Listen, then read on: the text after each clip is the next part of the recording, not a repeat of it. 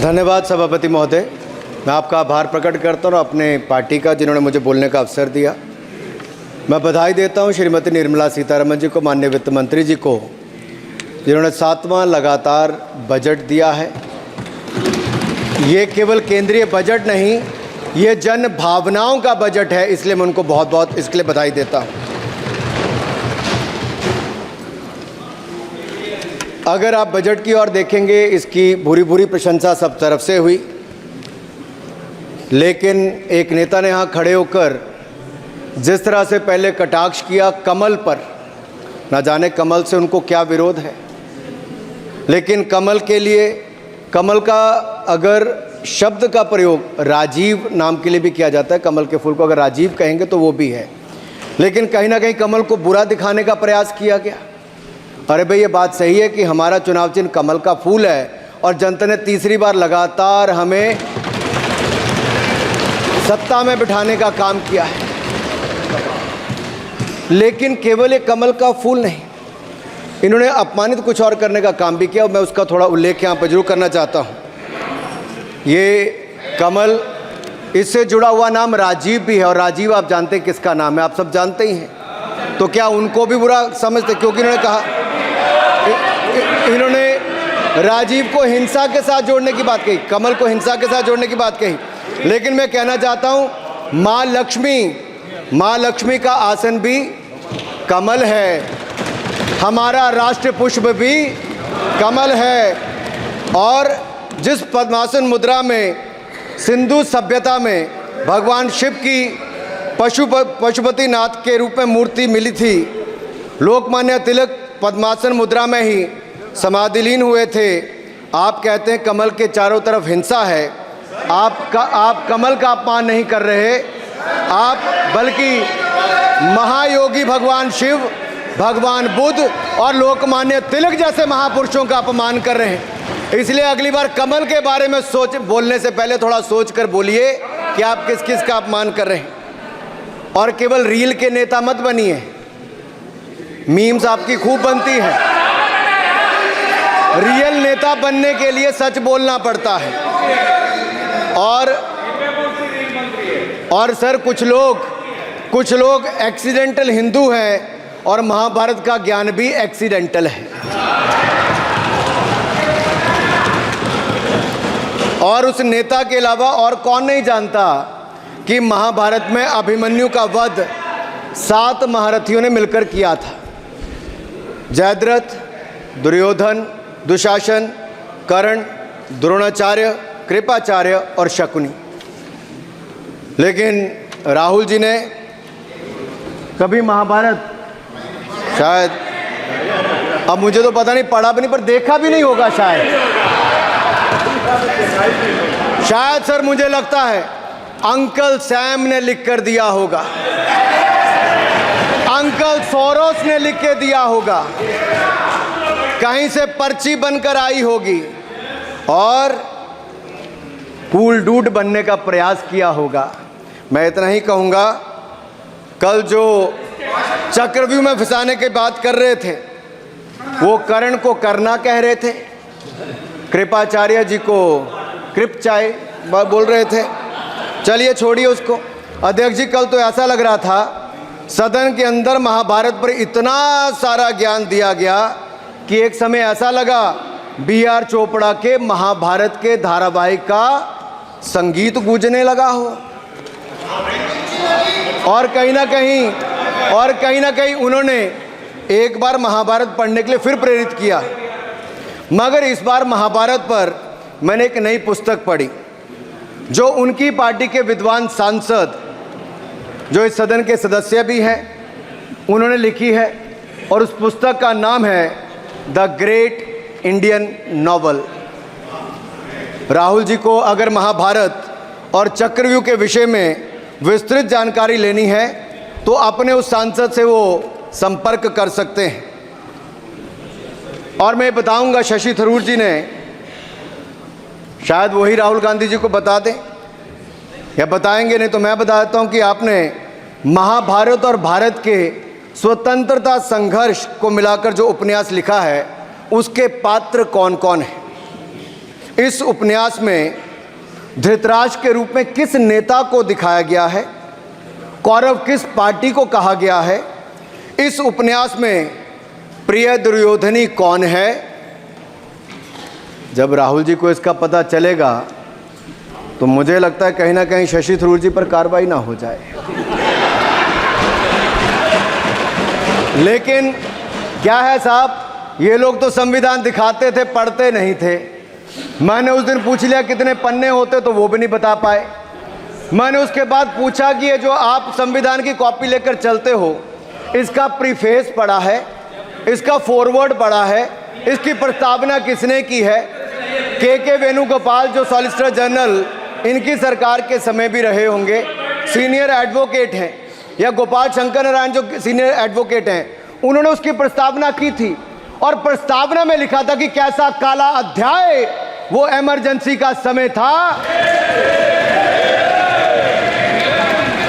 और ये संविधान जो डॉक्टर BR अम्बेडकर जी ने दिया, अगर ये नहीं दिया होता तो आम जनमानस को अपने अधिकारों का पता भी नहीं लगता। लेकिन इन्होंने तो उसको पढ़ा ही नहीं था, लेकिन केवल कॉपी दिखा रहे थे इतने दिनों से साहब। ऐसे ही महाभारत पर भी ऐसी हालत लग रही है। और मुझे लगता है, और नहीं तो गूगल दादा तो थे, इनसे पूछ लेते आप क्या करते हो साहब, साथ में कुछ बताया करो। सर इस उपन्यास के, माननीय सभापति जी, इस उपन्यास के मुताबिक जिस पार्टी के सर्वे सर्वा आप हैं, उस उपन्यास के वही कौरव पार्टी है।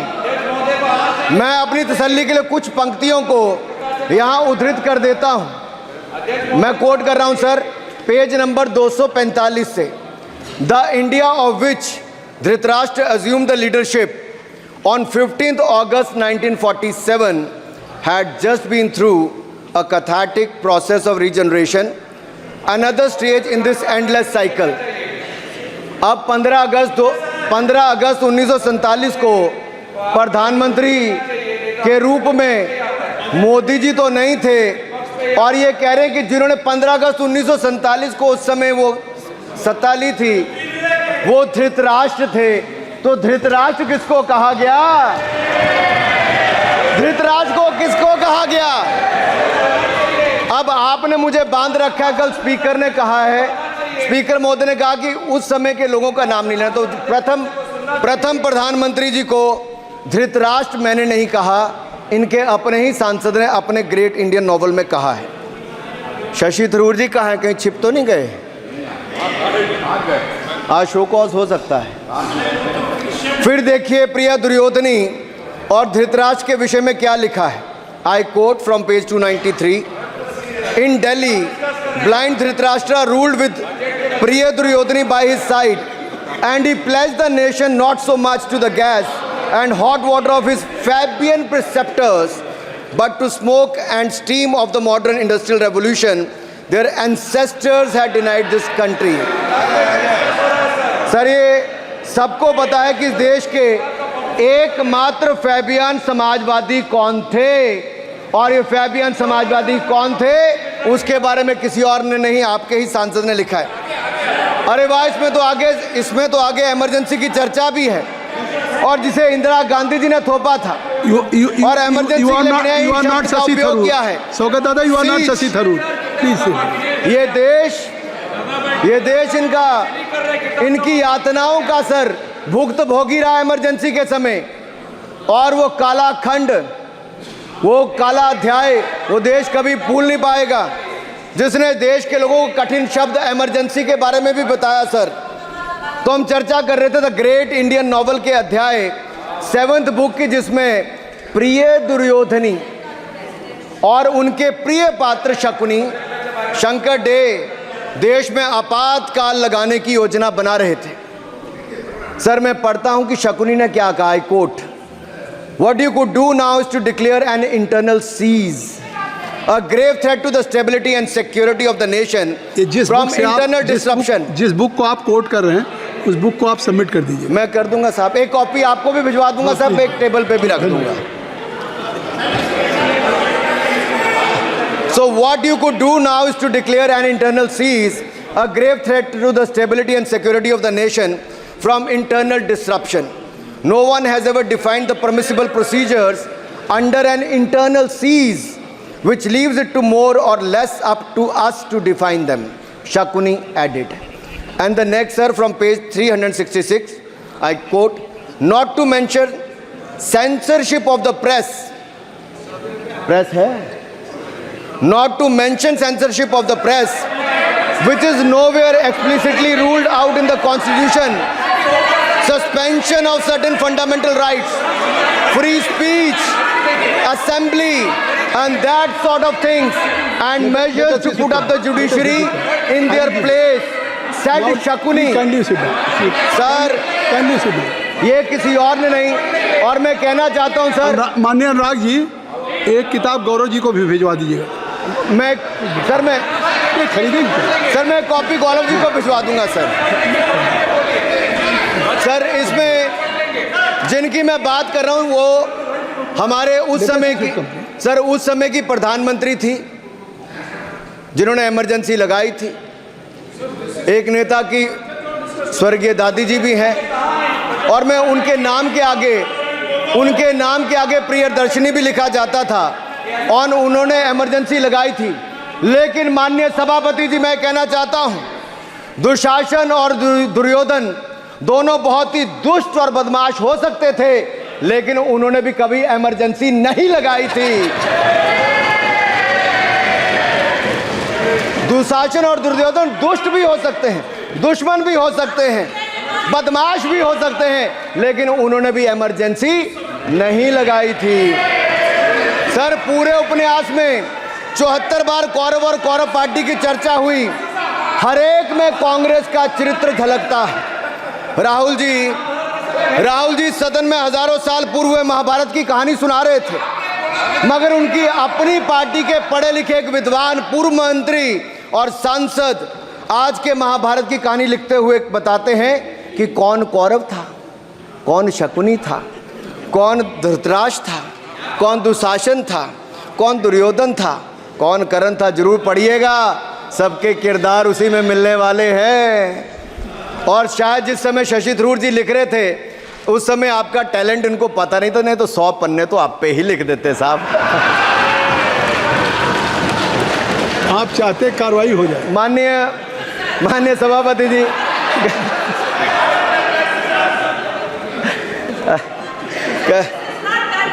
कल जब राहुल गांधी जी चक्रव्यूह पर बहुत ज्ञान दे रहे थे, तो पीछे दो लोग, कुमारी शैलजा जी और दीपेंद्र जी, बैठकर मुस्कुरा रहे थे। अब शायद राहुल जी वो पीछे हंस तो रहे थे, लेकिन आप एक बात जरूर कर लीजिए,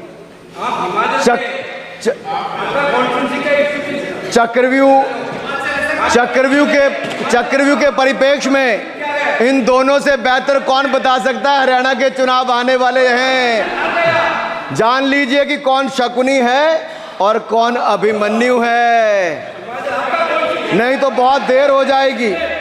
आपको एक और सुझाव है, और मैं इतना जरूर कहूंगा, आपने तो कई सारे चक्रव्यूह बनाने का काम किया सर, और जब उस समय किशोर अभिमन्यु पर कौरवों ने युद्ध नीति के विपरीत जाकर प्रहार किया था, तो मैं कुछ कहना चाहता हूं। इतने में पुत्र दुशासन ने पीछे सा था वार किया, निष्प्राण हुए एक गदा से सिर पर था प्रहार किया। माँ धरती की गोद में वह आंख मूंद कर सो गया, अंबर का तेजस्वी तारा धूमकेतु सा खो गया। लेकिन कोई तारे का तेज फीका नहीं कर सकता, वीर गति पाकर अमर हुआ हो कभी नहीं मर सकता है। पुत्र सुभद्रा कुरुक्षेत्र में जिसकी अमर कहानी थी, 9 माह में सीखी विद्या जब 16 साल जवानी थी। अब उस अभिमन्यु को, जिसने सारे चक्रव्यूह को तोड़ने का काम किया, मैं इतना ही कहूंगा, चक्रव्यूह का प्रसंग छेड़कर आपने अच्छा किया। इस देश ने बहुत सारे चक्रव्यूह देखे, कांग्रेस का चक्रव्यूह सर, इसके 7 किरदार मैं बताता हूं सर। पहला कांग्रेस, दूसरा पंडित नेहरू, सर नाम लेने के लिए मना किया, मैं दूसरी तरह से बोलता हूं। पहला कांग्रेस, दूसरे पहले प्रधानमंत्री एनजी, फिर तीसरा किरदार आईजी पूर्व प्रधानमंत्री, चौथा आरजी1 उस समय के प्रधानमंत्री, पांचवा एसजी, छठवां आरजी2 और सातवां आप सब जानते ही हैं। आप समझदार हैं, समझ गए होंगे। सर पहले चक्रव्यूह ने देश को विभाजन कराया, पहले चक्रव्यूह ने देश का विभाजन करवाया, और दूसरे जो एनजी उन्होंने देश को कश्मीर की समस्या दी और चीनियों को भारत की भूमि सौगात में दी, चीनियों को भारत भूमि सौगात में दी। सर तीसरे चक्रव्यूह आईजी ने, पूर्व प्रधानमंत्री आईजी ने देश को आपातकाल दिया, इमरजेंसी दी और पंजाब में अशांति दी। चौथे जो आरजी1 है, आरजी1 ने बोफोर्स दिया और सिखों का निस्सहार किया। पांचवें जो ऐसी हैं, उन्होंने सनातन धर्म परंपरा के प्रति नफरत का नैरेटिव बनाया, 12 लाख के करोड़ के घोटालों को संरक्षण प्रदान किया, देश की आर्थिक अर्थव्यवस्था को भंवर जाल में फंसाया। और छठे ठहरे आप, जिन्होंने पिछले 15 सालों में देश की राजनीति, संसदीय परंपरा और संस्कृति को इतना नुकसान पहुंचाया जितने कि ये बाकी 6 मिलकर चक्रव्यूह एक साथ मिलकर भी नहीं कर पाए। और रही 7वीं, उनका मैं नाम नहीं लूंगा, मैं इतना ही कहूंगा सभापति जी, 7 चक्रव्यूह ने मिलकर देश को गरीबी, भूखमरी, आतंकवाद, कट्टरवाद जैसे अनगिनत दुष्चक्रों में फंसा दिया था। देश को हमने इन आपके दुष्चक्रों से बचाया है, आज़ाद कराया और माननीय प्रधानमंत्री मोदी जी के नेतृत्व में विकास रथ को आगे बढ़ाया। आज दुनिया में भारत को 5वीं बड़ी अर्थव्यवस्था बनाया। आप जिस अभिमन्यु को घेरने की कोशिश पिछले 22 सालों से कर रहे हैं, गुजरात से लेकर दिल्ली तक, आपके योद्धा और आपकी सरकारें निपट गई, लेकिन आप उनको घेर पाए क्योंकि वो जनता के दिलों में बसे हैं। आज यहाँ 293 अभिमन्यु बैठे हैं, भले ही आपके पास करण जैसे धुरंधर हो, शकुनी जैसे कुटिल रणनीतिकार हो, धर्म हमारे साथ है, धर्म हमारे साथ है। भले ही आपके पास नारायणी सेना हो, लेकिन स्वयं भगवान कृष्ण हमारे साथ है, स्वयं भगवान कृष्ण हमारे साथ है।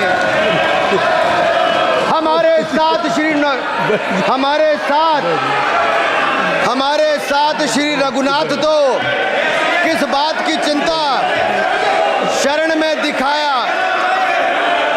माननीय सभापति जी, हमारे साथ श्री रघुनाथ तो किस बात की चिंता शरण में रख दिया जब मात, तो किस बात की चिंता, हमारे साथ तो जनता रूपी रघुनाथ है और आगे भी रहने वाला है।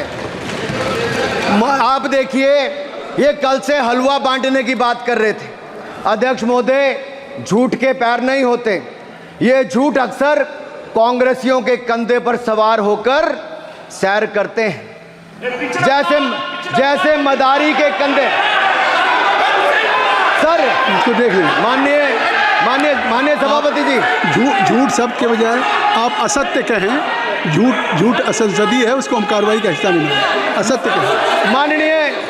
माननीय सभापति जी, I have already given ruling, Mr Venugopal ji, I have given ruling, please. माननीय सभापति, असत्य के पैर नहीं होते, असत्य के पैर नहीं होते, और ये असत्य अक्सर कांग्रेसियों के कंधे पर सवार होकर सैर करता है। जैसे मदारी के कंधे पर बंदर होता है, वैसे ही राहुल जी के कंधे पर झूठ का बंडल होता है। जैसे मदारी के कंधे पर बंदर होता है, वैसे ही राहुल जी के कंधे पर झूठ का बंडल होता है, जिसे वो रोज यहाँ परोसते हैं। ये बजट पर, सदन पर। माननीय सभापति जी, जिस व्यक्ति को बजट निर्माण की प्रक्रिया का पता ना हो, संसदीय कार्य में रुचि ना हो, मात्र अध्यादेश को फाड़ने का काम किया हो, उससे क्या अपेक्षा की जा सकती है। मैं पूछना चाहता हूँ, हलवा किसको मिला? मैं पूछता हूँ, हलवा किसको मिला? राहुल जी बताइए, हलवे की बात की थी, जीप घोटाले का हलवा किसने खाया?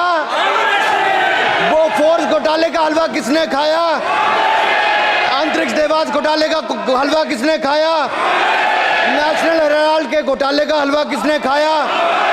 सबमरीन घोटाले का हलवा किसने खाया? अगस्ता वेस्टलैंड घोटाले का हलवा किसने खाया? 2G स्कैम हलवा किसने खाया? कॉमनवेल्थ स्कैम का हलवा किसने खाया? कोयला घोटाले का हलवा किसने खाया? वाल्मीकि योजना घोटाले का हलवा किसने खाया? चारा घोटाले का हलवा किसने खाया? यूरिया स्कैम का हलवा किसने खाया? राहुल जी, हलवा मीठा था या फीका?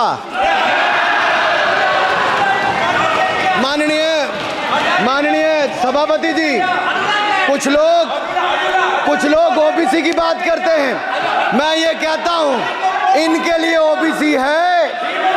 गौरव सुनिए, गौरव बड़ा इंपॉर्टेंट है। आप kindly address to the chair. माननीय सर, इनके लिए ओबीसी का मतलब है only for brother in law commission, only for brother in law commission.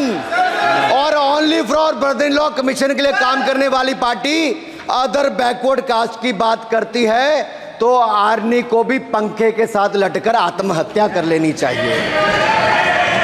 मतलब जिस पार्टी ने अपने पार्टी के अध्यक्ष जो एक पिछड़े वंचित समाज से आते थे, उनको धोती से खींचकर पार्टी से बाहर निकाल दिया हो,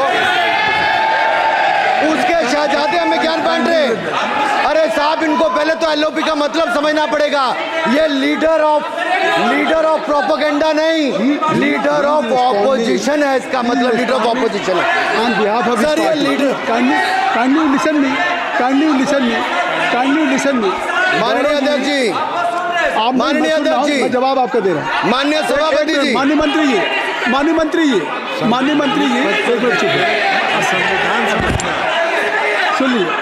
माननीय गौरव जी, आप या माननीय सदस्य जो कह रहे हैं, मैं समझता हूं कि माननीय राहुल जी एलओपी, उन्होंने भी बात कही सरकार पे या सरकार के मंत्रियों के लिए नाम लिया, तो उसका जवाब अगर वो दे रहे हैं, अनपार्लियामेंट्री वर्ड जो होगा उसको मैं स्पंज करता हूँ।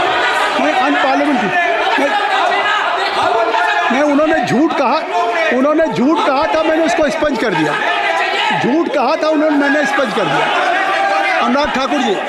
सर, माननीय अध्यक्ष जी, माननीय सभापति जी, आप देखिए, मैं इतना ही कहना चाहता हूं कि अब झूठ परोसना बंद कर दें, क्योंकि एलओपी का मतलब लीडर ऑफ प्रोपेगेंडा नहीं, लीडर ऑफ ऑपोजिशन होता है। अब संधि है, ठीक है, असत्य निराधार। जी सर, जी, उसके ठीक है, निराधार है सर। ओबीसी की बात, जनगणना की बात बहुत की जाती है। माननीय सभापति जी, जिसकी जात का पता नहीं वो गणना की बात करता है।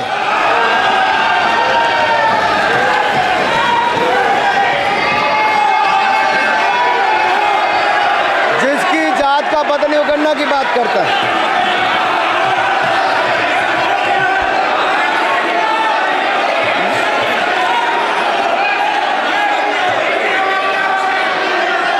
माननीय सभापति जी,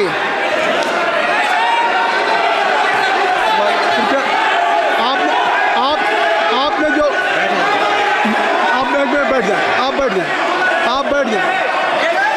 जाए।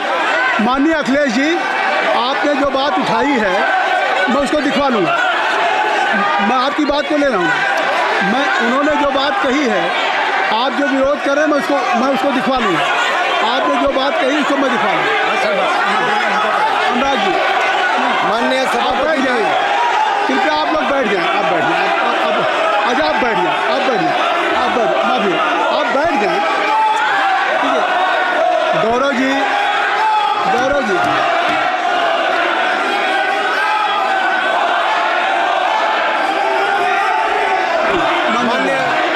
माननीय सभापति जी, मैं आपको याद कराना चाहता हूँ, इसी सदन में एक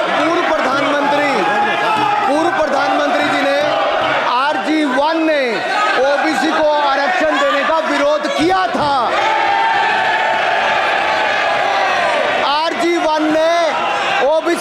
भाषण देने का विरोध किया था। एक मिनट माननीय मंत्री जी, एक मिनट। लीडर ऑफ अपोजिशन बोलना चाहते हैं, आप लोग बैठ जाएं। माननीय मंत्री जी की स्पीच, माननीय अनुराग जी की स्पीच खत्म हो जाए। बैठे बैठे आप लोग बैठ जाएं। मैं आपको उन्होंने मुझे इंसल्ट किया, मुझे बोलने दीजिए। उनकी बात खत्म हो जाए। उन्होंने इंसल्ट किया, उसके बाद मैं आपको अवसर दूंगा। नहीं सर, नहीं, उनके बाद अवसर दूंगा, आपको अवसर दूंगा। बैठ जाए, आप बैठ जाए, अवसर दूंगा।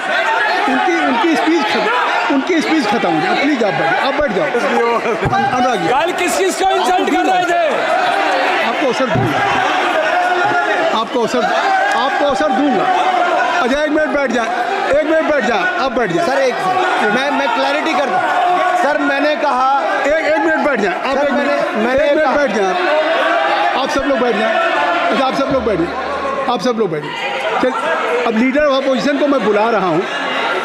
अब ये पर is it fair if I am allowing to your leader of opposition, is it fair? मैं फिर उनको बुला लूँगा।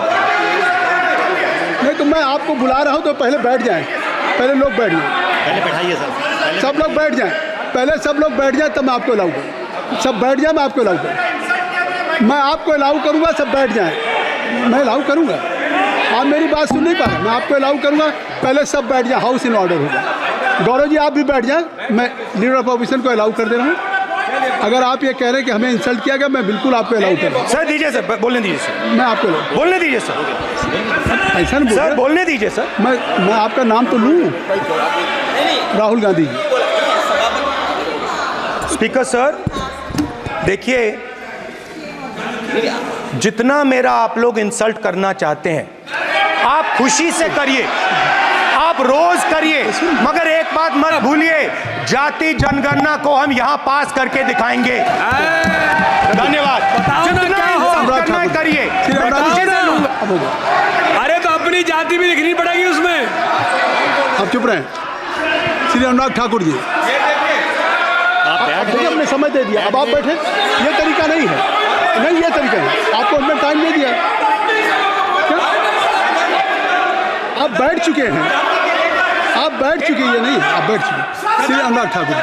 सर मुझे लगता था कि इनको भाषण देने से पहले पर्ची आती होगी। हमने आप, लेकिन हर बार इंटरवेंशन के लिए पर्ची आती है अपने बलबूते पर। सर उधार की बुद्धि से राजनीति नहीं चलती है। उधार की बुद्धि से राजनीति नहीं चलती है। यहाँ पर्ची लेने से काम नहीं चलता है। आप बोल के हटते हो, फिर पर्ची आती, फिर बोलते हो। ऐसे कैसे चलता है? माननीय अध्यक्ष जी, माननीय सभापति जी, एक minute. I am not yielding sir. I am not yielding sir. बिठा के आपको बिठाया, बोला है। अब मैं नहीं करूँगा। मैंने आपको अनुराग ठाकुर जी को बिठा के आपको मैंने समय दिया, तो अब अनुराग ठाकुर जी बोलेंगे। चलिए सर मैं इतना ही कहूंगा, उधार की बुद्धि से राजनीति नहीं चलती है। आजकल कुछ लोगों पर जातिगत जनगणना का भूत सवार है सर। लेकिन मैं इतना कहूंगा सर मैंने क्या कहा था सर माननीय सभापति जी, मैं गंभीर बात कर रहा हूं, ये नहीं सुन रहे हैं। मैंने कहा था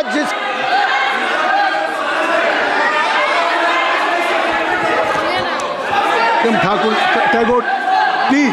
माननीय सभापति जी, I have already given an opportunity to Rahul Gandhi ji. Rahul Gandhi ji अपनी उन्होंने ही हैज एक्सप्रेस हिज फीलिंग जो उनको था। नहीं, आप बेल से बाहर आ जाए, कृपया आप बेल से आ जाएं। फिर मैं उनको फिर समय दे दूंगा। जी सर मैंने कहा था कि जिसको जात का पता नहीं वो गणना की बात करता है। मैंने नाम किसी का नहीं लिया था सर, नाम तो किसी का नहीं लिया था, नाम किसी का नहीं लिया था, लेकिन जवाब देने कौन खड़े हो गए।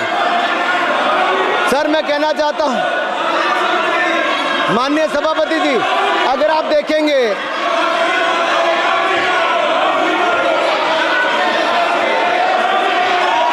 मैंने अनुराग जी को बिठा के मैंने माननीय राहुल गांधी को समय दिया, मैंने अनुराग ठाकुर जी को बिठा के, तो कृपया आप लोग जब एलओपी को टाइम मिल गया तो आप सदन में व्यवधान अब फिर बोलना चाहते हैं, आप खड़े हो जाइए। आप फिर बोलना चाहिए, खड़े हो जाइए, चलिए खड़े हो, आप लोग जाइए बिल से बाहर। LOP please, LOP, I am giving, तो आप बिल से तो जाइए। सर स्पीकर सर, अगर मैं आपके एलओपी को टाइम दे रहा हूं तो आप ये क्या मतलब? माफी मांगे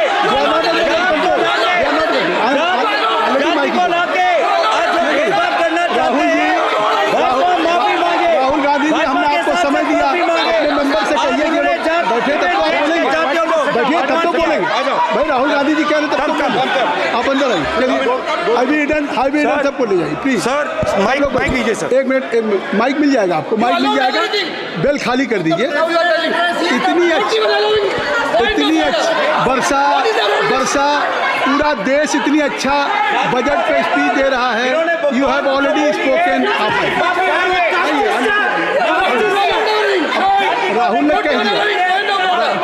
ने कह दिया, अभी अब आप अपने लीडर का सम्मान करें। हमने आपके लीडर को दूसरी बार फिर बुला रहा हूं, आप अपने लीडर का सम्मान करें। हाउस के एलओपी हैं, और अगर मैं उनको दूसरी बार बुला रहा हूं, उनको बिठा दिया माननीय सदस्य को, तो कृपया आप लोग तो कम से कम इस बात को महसूस करें। मिस्टर के मैं please don't be mister Rahul Gandhi, आप लोग बैठिए। राहुल स्पीकर सर, बोलने का मन क्या था? स्पीकर सर, सर माइक नहीं सर, माइक यहाँ से नहीं जाती। स्पीकर सर, मैं नाम जो ले भी लूँगा, माइक आ जाएगा। स्पीकर सर, जो भी इस देश में दलितों की, आदिवासियों की, पिछड़ों की बात उठाता है, जो भी उनके लिए लड़ता है, उसको गाली खाना ही पड़ता है। और मैं ये सब गालियां खुशी से खाऊंगा, क्योंकि महाभारत की बात हुई तो महाभारत में अर्जुन को सिर्फ मच्छी की आंख दिख रही थी, उसी प्रकार मुझे सिर्फ मच्छी की आंख दिख रही है। जाति जनगणना हम करा के दिखाएंगे, खत्म। आपको जितनी गाली देनी है आप दीजिए, हम खुशी से लेंगे। धन्यवाद गौरव, धन्यवाद श्री अनुराग ठाकुर जी। गौरव जी, नहीं गौरव जी, आप देखिए, गौरव जी आपको हमने समय दीजिए, खत्म हो जाएगा सर। श्री राहुल गांधी, खत्म हो जाएगा सर। श्री राहुल गांधी प्लीज राहुल गांधी जी, ये तय कर ली, मुझे जब आप चाह रहे हैं मैं आपको बोलने का अवसर दे रहा हूं। हाँ सर, तो कम से कम गौरव जी आपके बोलने के बाद ऐसी परिस्थिति न क्रिएट करें कि सदन को चलाने की जिम्मेदारी जितनी सत्ता पक्ष की है उतनी प्रतिपक्ष भी है। अनुराग ठाकुर जी ने मुझ पर गाली दी है। नहीं, कोई मुझे सब बोलने दीजिए सर, मुझे उनको बोलने सर, अनुराग ठाकुर जी ने मुझे इंसल्ट किया है, मगर मैं अनुराग ठाकुर जी से कोई माफ़ी नहीं चाहता हूं। मुझे कोई माफ़ी की ज़रूरत नहीं है। मैं लड़ाई लड़ रहा हूं, जितनी आपको गाली देनी है मैं आपसे कभी माफ़ी नहीं मांगूंगा, मुझे आपकी माफ़ी नहीं चाहिए। राहुल गांधी जी, मैं चेयर पे हूँ और चेयर का काम है कि अगर कहीं भी कोई असंसदीय या किसी को गाली दी गई तो मैं उसको देखूंगा, मैं उसको कार्रवाई निकालूंगा, मिस्टर के उसको निकलवाऊंगा। ठीक है, आप नहीं कर रहे हैं, लेकिन अगर दी है तो मैं उसको कार्रवाई का हिस्सा दिखवा के उसको स्पंज करूँगा। आपने कर दिया, सुन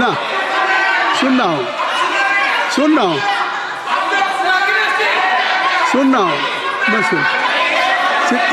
श्री अनुराग ठाकुर जी, माननीय सभापति जी, अखिलेश यादव जी बैठ जाए। श्री अखिलेश महोदय, सभापति महोदय, मैं केवल इतना, सभापति महोदय, स्वागत है। अभी क्या तरीका है? सभापति महोदय, मेरा आपसे केवल इतना निवेदन है, माननीय मंत्री रहे हैं, बड़े दल के नेता हैं, मंत्री रहे हैं, बड़ी बात कर रहे थे, मैं महाभारत, शकुनी, ये सब बातें कह रहे थे, दुर्योधन तक यहाँ ले आई है। मैं केवल सभापति महोदय इनसे ये पूछना चाहता हूँ, आपने जाति कैसे पूछ ली है बताइए बस। आप जाति कैसे पूछ सकते हैं? आप बताएं, जाति कैसे पूछ सकते हैं? आप पूछ के दिखाओ जाति तुम, आप जाति कैसे पूछोगे? तुम कैसे पूछोगे जाति? आप बैठ, नहीं, जाति नहीं पूछ सकते आप। आपने कह दिया ना, अब आप हमारी जाति नहीं पूछ सकते। आप हमारी व्यवस्था सुन लें, आप मेरी व्यवस्था सुन लें। कोई सदन में किसी की जाति नहीं पूछेगा। अनुराग ठाकुर जी, मैंने उसको स्पष्ट कर दिया। नहीं, श्री अनुराग ठाकुर जी, माननीय सभापति जी, बात आ गई। माननीय सभापति जी, उस समय के प्रधानमंत्री स्वर्गीय आरजी वान जी ने यही कहा था कि ओबीसी के आरक्षण का विरोध करता हूं। ये तो सदन में है। आरजी वान ने कहा था कि मैं ओबीसी को आरक्षण का विरोध करता हूं। अब ये तय करें कि वो सही थे या ये सही हैं, और आपकी पार्टी गलत थी कि आप गलत हैं, और वो पिछड़ा विरोधी थे कि आप पिछड़े के पक्ष में हो। और उस समय की पूर्व प्रधानमंत्री आईजी ने कहा था कि जात पर ना पात पर। अभी मैंने तो कहा नहीं सर, उस समय कहा गया था। और इसी तरह से ही कृपया अपना भाषण संक्षिप्त सर, करें। मंडल आयोग की रिपोर्ट हो, काका कालेलकर की रिपोर्ट हो, इस पर कौन वर्षों तक बैठा रहा सर? जवाब देना होगा इनको, कौन देगा जवाब? अगर उस समय उसको लागू कर दिया होता तो आज ओबीसी के अधिकारी भी ज्यादा होते, बाकी भी होते। और यही नहीं सही, इन्होंने दलित के साथ, आदिवासी के साथ, ओबीसी के साथ विरोध किया। ओबीसी कमीशन को तो संवैधानिक दर्जा भी नहीं दिया। अगर संवैधानिक दर्जा दिया तो मोदी सरकार ने आकर दिया है, माननीय अध्यक्ष जी। और मैं इस सदन के लिए पढ़ देता हूं सर। नेहरू जी ने 1961 में आरक्षण के विरुद्ध में लिखा था, I quote, I react strongly against anything which leads to inefficiency and second rate standards. I want my country to be a first class country in everything. The moment we encourage the second rate we are lost, I unquote. ये किसने कहा? देश के पहले प्रधानमंत्री ने कहा। आप उससे सहमत हो कि नहीं सहमत हो बताइए? माफी मांगोगे उसके लिए कि नहीं मांगोगे? कृपया चेयर को आप एड्रेस करें। आप चेयर को एड्रेस करें अनुराग जी। सर मैं इतना ही कहूंगा और समाप्त करें। लहजे में बदजुबानी, चेहरे पर नकाब लिए फिरते हैं, वो जिनके खुद के बही खाते बिगड़े हैं वो हमारे हिसाब लिए करते हैं। बहुत बहुत धन्यवाद। नहीं सर, मेरे एक मिनट सर, मैं एक बात क्लियर कर दूं सर, मैंने किसी का नाम लेकर नहीं कहा, लेकिन कोई अपने आप क्यों खड़ा हुआ? मैंने किसी का नाम नहीं लिया था। आप रिकॉर्ड चेक कीजिए सर, आप रिकॉर्ड चेक कीजिए। और सर ये सारी बातें अगर आप देखेंगे, सबका साथ सबका, मैं रिकॉर्ड दिखवा लूंगा। आप दिखाइए सर। सबका साथ सबका विकास हमने किया सर। अगर अल्पसंख्यक के रूप में अगर किसी को राष्ट्रपति बनाया गया तो कलाम साहब को अटल बिहारी वाजपेयी जी की सरकार में बनाया गया। रामनाथ कोविंद जी को एससी समाज से आते थे, राष्ट्रपति बनाया गया तो मोदी जी की पहली सरकार में बनाया गया। एक महिला ट्राइबल को अपनी क्षमता के आधार पर अगर देश का राष्ट्रपति बनाया गया तो द्रौपदी मुर्मू को हमारी सरकार। अगर ओबीसी प्रधानमंत्री है तो आज माननीय प्रधानमंत्री मोदी जी। आज सबसे ज्यादा मंत्री एससी एसटी ओबीसी है तो हमारी सरकार में। सर मैं इतना ही कहूंगा। समाप्त करें सर, मैं 2 मिनट में खत्म। Sir 2 minute. Sir MSP, sir ये एमएसपी की बात कर रहे थे। सर एमएसपी कौन लाया? एमएसपी सर 61 के युग में, उस समय के पहले प्रधानमंत्री जी ने लाए, लेकिन इन्होंने उसको गारंटी क्यों नहीं दिया भाई? 61 के बाद 66 में आप लाए। आप इतने सालों तक क्या करते रहे? क्यों नहीं आपने प्रावधान उसका किया? सर दूसरा मैं कहना चाहता हूं, कर्नाटक में 1200 किसानों की आत्महत्या होगी। 1200 किसानों ने गए आप मिलने के लिए। कितने एससी एसटी ओबीसी थे? कितने एससी एसटी ओबीसी थे? सर वहां के ओबीसी का पैसा, एससी एसटी का पैसा, उनका बजट 34% कर्नाटक में खत्म करके अलग कर दिया गया। पूछा आपने क्या उनसे? कॉल किया। और सर यही नहीं, मैं पूछता हूं सर मैं पूछता हूं इनमें से सर, अब आप संक्षिप्त समाप्त करें। आप समाप्त सर एक मैं कहना चाहता हूं सर आप देखिए ओबीसी के लिए आज ओबीसी का कोटा खत्म करके अगर मुसलमान को आरक्षण देने की बात कोई करता है तो आपकी आंध्र कर्नाटक आपके कहने पर वो लोग करने की बात करते हैं।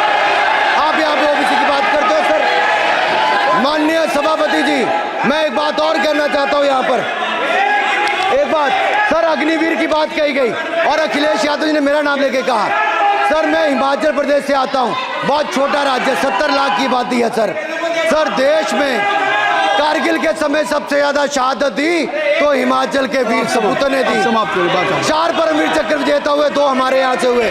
वन रैंक वन पेंशन ये बात सदन में आ 40 साल चुकी तक इन्होंने है। नहीं आपके द्वारा आ दी चुकी सर, है। अगर दी तो प्रधानमंत्री नरेंद्र धन्यवाद। मोदी जी ने बहुत-बहुत आकर दी। बहुत-बहुत धन्यवाद। और यही नहीं सर, अग्निवीर योजना में 100% एम्प्लॉयमेंट की गारंटी है और हमारी 100%। सर एक बात अंत में लास्ट बात कह रहा हूँ सर, ये लास्ट है सर, मैं एक बात ये आखिरी बात कह रहा हूँ सर, युवाओं के लिए बजट में बहुत कुछ है, नौकरी से लेके इंटर्नशिप से लेके बाकी सब। मैं निर्मला जी को और प्रधानमंत्री जी को बहुत बहुत उसके लिए बधाई देता हूँ। सर स्पेस सेक्टर के लिए 1000 रुपये वेंचर कैपिटल फंड भी दिया गया। सर जिस देश में स्पेस के नाम पर शायद बहुत कम कुछ दिखता था, आज चंद्रयान मिशन की सफलता के कारण दुनिया का पहला देश भारत बना है। सर यही नहीं सर, इनके समय हेमराज का गला रेत कर ले गए थे, वापस नहीं लाए थे, हमने सर्जिकल स्ट्राइक करके अपनी सेना को मजबूत किया है सर। डॉक्टर प्रदीप, स्टार्टअप में सर हम नंबर 1 बने। सर आखिरी लाइन है सर 30 सेकंड सर, आखिरी लाइन सर, ये कहते हैं देश में डर का माहौल। सर मैं इतना ही कहूंगा, डर का माहौल है अपराधियों में, डर का माहौल है भ्रष्टाचारियों में, डर का और भय का माहौल है देशद्रोहियों में, अधर्मियों में, कुकर्मियों में, और सबसे ज्यादा डर का माहौल है देश के दुश्मनों में सर, देश के दुश्मनों में। सर अंत में मैं इतना ही कहूंगा कि माननीय निर्मला जी ने 7वां बजट तो लाए, ये जन भावनाओं का बजट है जिसका पूरा सदन पूरी प्रशंसा करता है और इनको माननीय प्रधानमंत्री जी को बहुत बहुत बधाई और साधुवाद देता है। डॉक्टर प्रदीप पाणिग्राही।